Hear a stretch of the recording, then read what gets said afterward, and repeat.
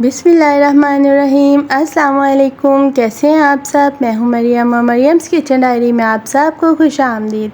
आज मैं आपके लिए बहुत ही मज़े की रेसिपी लेकर आई हूं। आपने जिंगर चिकन तो खाया होगा, जिंगर फ्राइज़ भी खाई होंगी।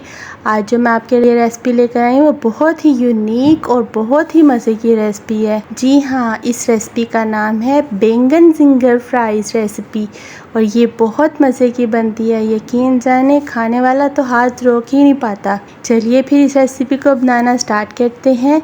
एंड तक आपने वीडियो देखनी है, कोई भी पॉइंट मिस नहीं करना। चलिए फिर स्टार्ट करते हैं। बिस्मिल्लाहिर्रहमानिर्रहीम। ये दो मेरे पास बैंगन है, इनको मैंने पील ऑफ करके इसको फिंगर की स्लाइसिस में काट लिया है और काटने के बाद इनको मैंने पानी में भिगो दिया था। अब इनका हम पानी निकाल लेंगे और इनको एक खुशक बाउल में निकाल लेते हैं। इसका सारा पानी अब हम निकाल लेंगे क्योंकि बैंगन को पानी में ना भिगो के रखें तो उसका रंग बदल जाता है। ये देखिए, सबको मैंने निकाल लिया पानी से और आप देख सकते हैं इनको पानी में रखने से इनका रंग भी तब्दील नहीं हुआ। अब इसमें हम मसाले लगाते हैं। मसालों में सबसे पहले ये मेरे पास 1 टीस्पून नमक है, ये मैंने शामिल किया है। आप अपने हिसाब से कम या ज़्यादा डाल सकते हैं। ये 1 टीस्पून चाट मसाला है, इससे चटपटे बन जाएंगे, ये डाल दिया है। 1/4 टीस्पून ये लहसुन पाउडर है, ये डाला है। 1/4 टीस्पून ये जिंजर पाउडर है, इसको शामिल कर दिया है। 1/2 टीस्पून रेड चिली पाउडर शामिल कर दिया है। स्पाइसेस आप अपने हिसाब से कम या ज़्यादा कर सकते हैं। अब इसको हम अच्छी तरह मिक्स कर लेंगे। आप बैंगन काट के पानी में भिगो के रख दीजिएगा। जिस वक्त आपने फ्राई करने हैं आप उस वक्त इसको कोटिंग करिएगा।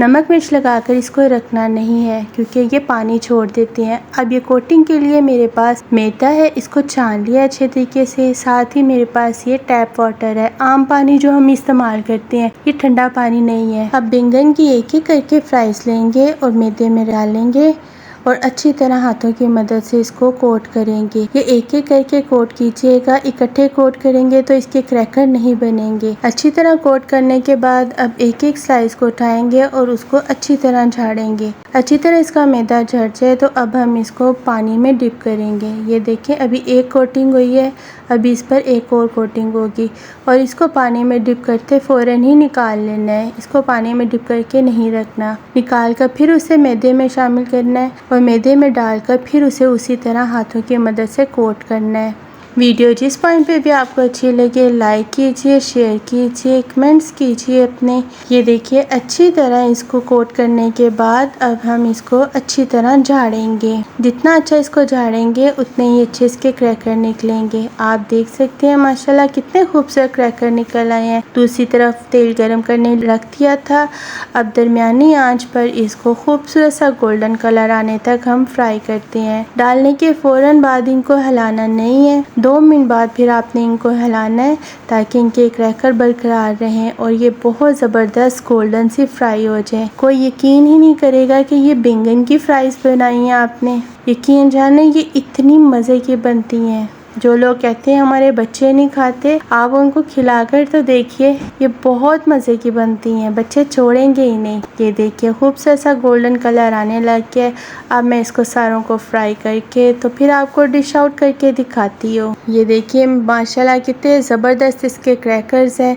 अब इसके ऊपर चाट मसाला स्प्रिंकल करें और केचप के साथ आप इसको इंजॉय करें। अब मैं आपको इसके क्रैकर चेक करवाती हूँ। ये देखिए कितने ज़बरदस्त, देखने में माशाल्लाह इतने ज़बरदस्त लग रहे हैं। आप इसके क्रैकर्स भी देख सकते हैं, हर तरफ से इसकी कोटिंग कितनी ज़बरदस्त हुई हुई है और ये देखने में इतने लाजवाब है, खाने में तो ज़बरदस्त कमाल के। आप इसके क्रैकर भी देखें, इतने क्रंची हैं। वीडियो अच्छी लगे तो लाइक कीजिए, शेयर कीजिए, कमेंट्स कीजिए। मेरे चैनल को ज़्यादा से ज़्यादा सब्सक्राइब कीजिए, बेल आइकन के बटन को प्रेस कीजिए ताकि मेरे आने वाली हर नई वीडियो का नोटिफिकेशन आप तक सबसे पहले पहुंच सके। और मुझे अब दीजिए इजाज़त। अल्लाह हाफिज़।